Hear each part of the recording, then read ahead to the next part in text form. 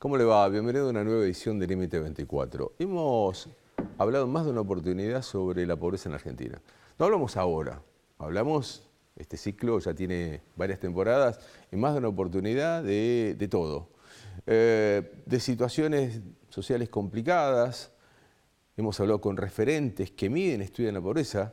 Hace muy poco estaban con nosotros la gente de la Universidad Católica Argentina, que hoy por hoy todavía siguen siendo los grandes referentes para medir la pobreza en la Argentina.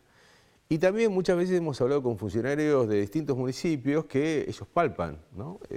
La frase siempre es importante recordarla. El vecino, cuando tiene un problema, una queja o una emergencia, el primero que va a ir a ver es al intendente. Y el intendente le va a decir al funcionario del área, mirá, anda a ver esto y qué pasa. Después va a venir la provincia, después va a venir la nación.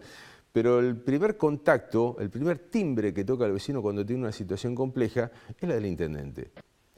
Y nosotros hemos dicho más de una vez también que San Martín es para nosotros un municipio que uno, más allá del afecto, lo utiliza en el buen sentido como un termómetro. Y no es casual. Si usted recuerda en los últimos tiempos, las primeras resoluciones judiciales en contra de los tarifazos, ya sea de luz, de gas, surgieron de San Martín. Las primeras medidas económicas, sociales de un municipio apuntadas a las pymes, surgieron desde San Martín. Digo, después uno podrá analizar la gestión, si es buena, si es mala, si podría ser mejor o peor. Digo, pero más allá de eso, el municipio de San Martín es un buen lugar para entender qué está pasando en la Argentina hoy. Desde las tarifas, desde las pymes, desde trabajo en cooperativas que no se saben si van a continuar o no. Por eso, desde ese lugar, en la provincia de Buenos Aires, vamos a tratar de ver qué está pasando en el resto de la provincia de Buenos Aires. El tema es, una vez más, qué está pasando en la Argentina. No sé si hablar únicamente de pobreza, pero sí hablar de una situación social que evidentemente es compleja. Usted mira hasta dónde, no sé, la foto de la Plaza de Mayo, de gente que fue a buscar una fruta, para algunos fue políticamente manejada. Ahora, manejar tanta gente, digo, quiero correrme de eso. ¿Habrá algunos que habrán ido? Puede ser, pero que hay muchísima gente que pensó seriamente que podía tener fruta, cuando hoy una manzana puede llegar a salir. Me lo decía un colega recién en Palermo, me dice, compré una manzana, sabía que venía por acá y me manda el mensaje. Pagué 10 pesos una manzana. Usted me dice un disparate. Sí, ¿está tan lejos? No sé, pero sí tengo claro que para un jubilado, para una familia con algunos chicos, hoy la fruta pasó a ser casi un bocado de alta cocina. Mirá lo que te digo. Empezamos de esta manera una nueva edición de Límite 24.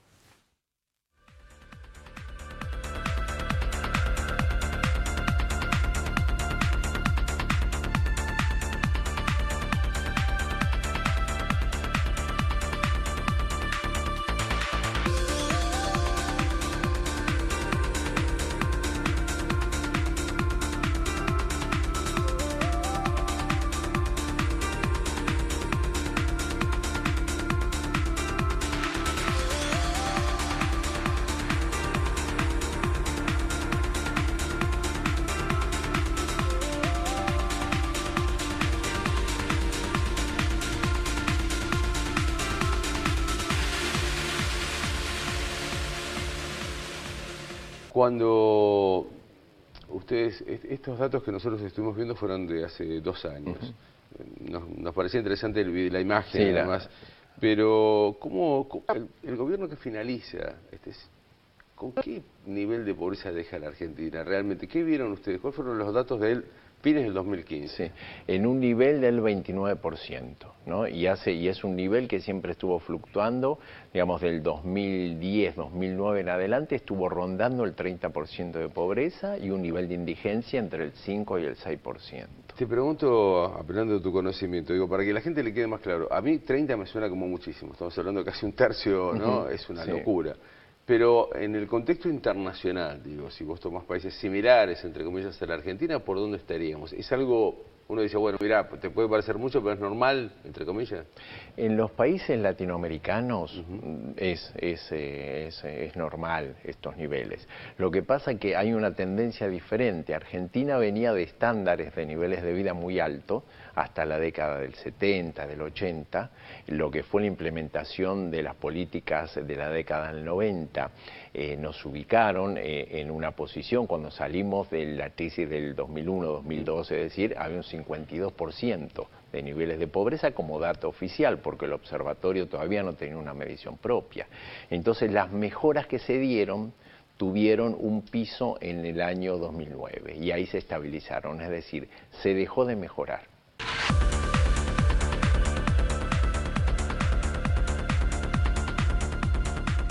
Vale la pena recordar, este economista es uno de los máximos referentes del Observatorio de Desarrollo Social, Economía Social de la Universidad Católica Argentina, ¿no? Ellos estuvieron y siguen estudiando cómo funciona y qué está pasando con la pobreza en la Argentina. Oscar, bienvenido, ¿cómo estás? ¿Qué tal? ¿Cómo estás?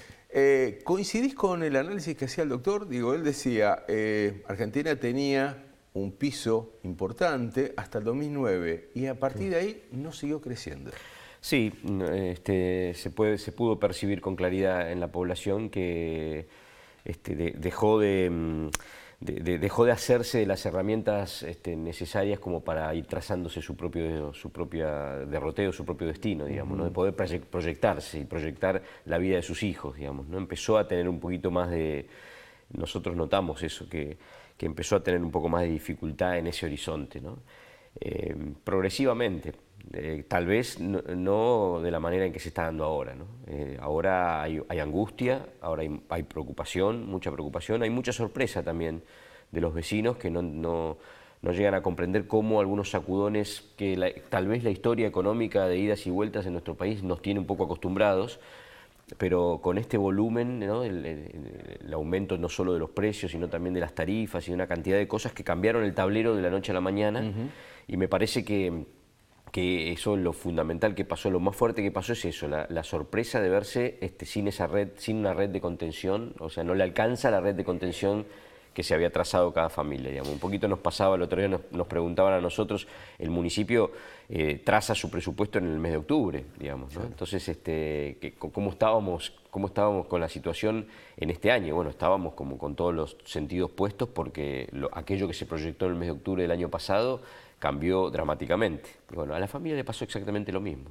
Oscar, antes charlábamos fuera de cámara, vos sos un hombre que más allá hoy de estar en la función pública, has trabajado anteriormente en estas cuestiones, entonces digo, apelo un poco a tu conocimiento, a tu experiencia, y vos hablabas de estos ciclos de la historia argentina, ¿no? Yo coincido con vos, hay determinados ciclos que parecería que Argentina despega, ¿no? Hay un ciclo de bonanza, por decirlo de alguna manera, de cierta estabilidad, y después da la sensación que llega un ciclo de un ajuste muy duro y que uno termina pagando las cuentas de una fiesta. Digo, esto es un análisis muy tonto, pero que seguramente mi tía y mi abuela lo dirían, ¿no? Y bueno, estuvimos bien, pero después hay que pagar la fiesta, entonces, ¿no? Hay como un ciclo. ¿En algún momento se puede romper, digo, con esto? Y la esperanza es lo último que se pierde y consideramos, me mataste con eso. Consideramos que sí. Cuando agarramos la esperanza ya estamos complicados. No, pero no, la gente, me parece que hay que volver a instalar la temática entre los activos de la gente están los sueños, están los anhelos y está la esperanza. La esperanza no dicha en términos de, bueno, aguantá porque no te queda otra, no, la esperanza puesta en quiero estar mejor, voy a estar mejor, puedo estar mejor. Y no la meritocracia, no se refiere a la meritocracia, decir, bueno, a ver si me corresponde porque yo hice todos los esfuerzos. La gente hace unos esfuerzos extraordinarios para sobrevivir, seguro, que al final de cuentas es el sentido original de la palabra economía, ¿no? Oikosnomia quiere decir querer estar mejor, cuidar la casa para estar mejor. Y la casa en términos no de la vivienda, sino de la vida en familia, la vida en comunidad, digamos. Y eso se extiende, ese tamaño lo podemos extender hasta llegar a la nación. Podemos como nación pretender esa cuestión. Entonces, yo soy de los que piensa que los sueños y los anhelos y ese deseo de estar mejor, transformado en esperanza, es un activo que la gente tiene y gracias a Dios que lo tiene, porque si no la situación, en esos momentos de bajón y de crisis y de pago de fiestas, y tendríamos que darnos con un palo en la cabeza por la calle, digamos, y no ocurre. ¿no? No ocurre. La gente carga con eso y vuelve a renovarse y vuelve a ver cómo puede hacerlo. Me parece, estaba escuchando recién y digo, lo que sí me parece que habría que en algún momento deslindar es quién paga, quién estaba en la fiesta y quién la paga, son más o menos los mismos, siempre. Sí, pero no está claro, estaban en la fiesta, porque yo vengo escuchando, bueno, no, algunos análisis del tipo de, y bueno, no, estábamos en una situación que no era real y entonces nos parecía que todo estaba... No, son conquistas que la gente y sus organizaciones y los gobiernos locales van haciendo y van tejiendo, y no eran ilusiones, eran la posibilidad de poder proyectarme y la posibilidad de poder planificar para dónde voy y cómo voy. Y bueno, eso cambió dramáticamente a principios de este año, digamos. Está bien, pero digo, te doy mi análisis, que alguna vez también lo charlaba con tu jefe, por decirlo de alguna manera, con Gabriel.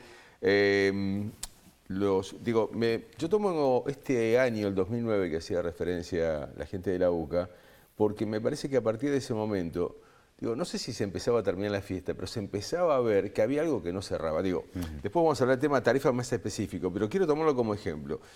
Yo me volvía loco hasta con amigos, con compañeros de trabajo, cuando le decía, mira, yo tengo familia en Santa Fe, y en Santa Fe pagan 600 pesos de luz, y yo estoy pagando 60, algo no está bien. Sí. O ellos son muy tontos y pagan demasiado, o nosotros somos unos vivos bárbaros, no pagamos nada y alguien la está pagando. Sí.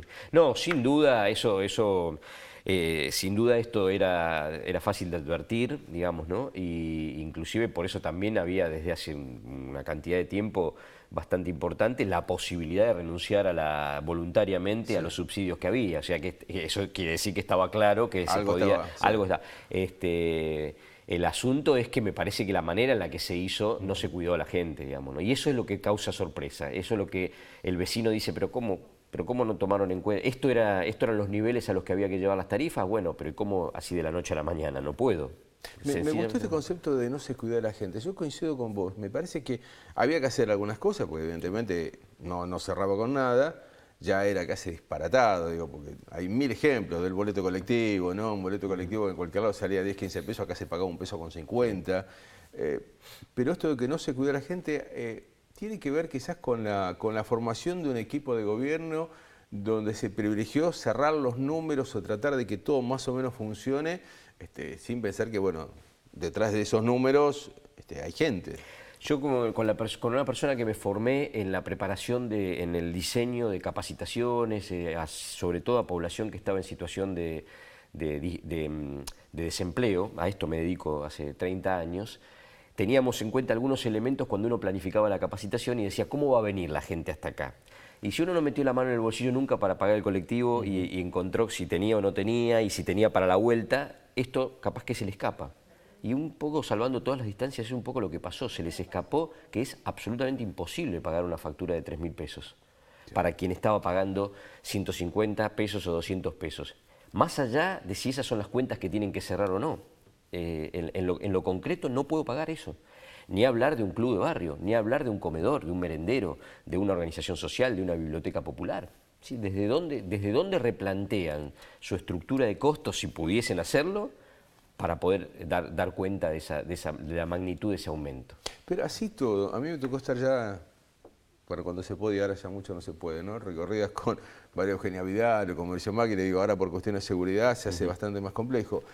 Y en el caso de Vidal, más concretamente, a nosotros realmente no sé si nos sorprende, pero la gente acompaña, me da la sensación de que, más allá de esto que vos decís, coincido, fue un salto brutal, hay todavía un acompañamiento de mucha gente diciendo, bueno, algo había que hacer, tenemos que acompañar, con esto no quito que hay muchas críticas, y que las hay, pero también es cierto que hay un grado de población. ¿Esto qué te pasa en San Martín? ¿Vos lo comprobás o vos entendés que hay ya una mayoría que dice esto fue una locura? No, por eso yo te incorporo la palabra sorpresa. Y sorpresa básicamente es de la gente que decía, bueno, algo tiene que modificarse, porque nosotros somos muy respetuosos del voto de la gente y la gente se expresó. En las últimas elecciones se expresó y no consideramos que cuando el voto nos acompaña, que en nuestro caso de San Martín nos acompañó, la gente no se equivocaba y cuando no nos acompaña se equivoca. Entendemos que la gente se manifestó muy claramente en todo el país. Ahora, por eso también digo, al poco de andar, en el mes de marzo se encontró con esta situación que no tiene elementos afrontarlo. Entonces por eso digo bronca y digo sorpresa. Quiero recordar con vos porque cuando fue la primera medida judicial presentada por un club de barrio, tuvo que ver con un club de San Martín, estuvo con nosotros aquí y quiero recordar un poco, bueno, cómo empezó esta historia, ¿no? de las decisiones judiciales en referencia a las tarifas. Mira, vamos a compartirlo.